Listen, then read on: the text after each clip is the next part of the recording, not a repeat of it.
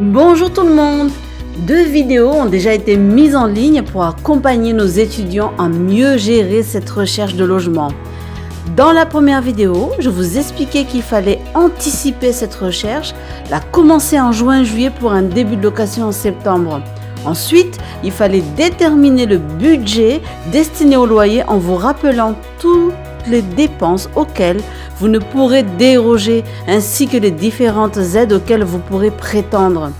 Dans la deuxième vidéo, je vous présentais les avantages et inconvénients qui se présenteraient à vous selon le type de location, soit en location individuelle, soit en colocation.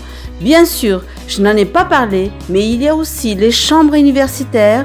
La différence entre la location meublée et non meublée existe aussi.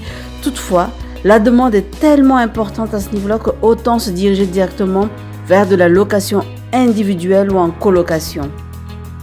Aujourd'hui, nous allons voir ensemble les petites astuces et les pièges à éviter. Et justement, dans les pièges à éviter, faites très attention aux prestataires de services immobiliers qui vous vendent une liste d'offres de location en contrepartie de 150 € à 250 € d'honoraires.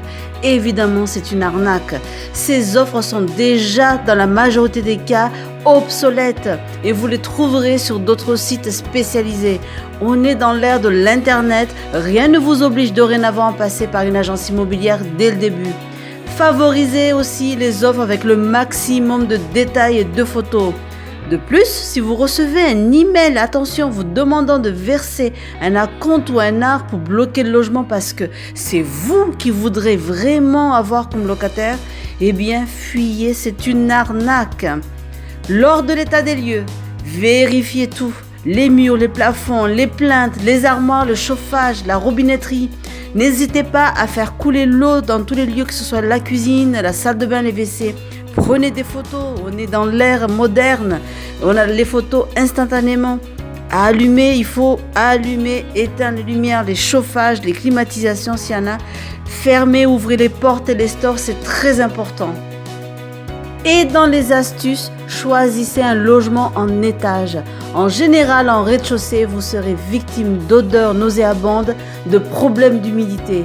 Et si vous êtes du côté de la belle ville de Montpellier et que vous avez une voiture, n'hésitez pas à louer de septembre à mai des logements meublés dans les villes du littoral qui se trouvent à peine à 15 minutes du tramway. Voilà, cette série de vidéos prend fin aujourd'hui avec celle-ci. J'espère qu'elles vous aideront. Il y a sûrement des détails que je n'ai pas abordés ici, mais n'oubliez pas que ce sont des aides et conseils basés sur l'expérience de mon entourage et les miennes. Alors n'hésitez pas à poser vos questions ou partager vos propres expériences en commentaire de cette vidéo. Prenez soin de vous et à bientôt.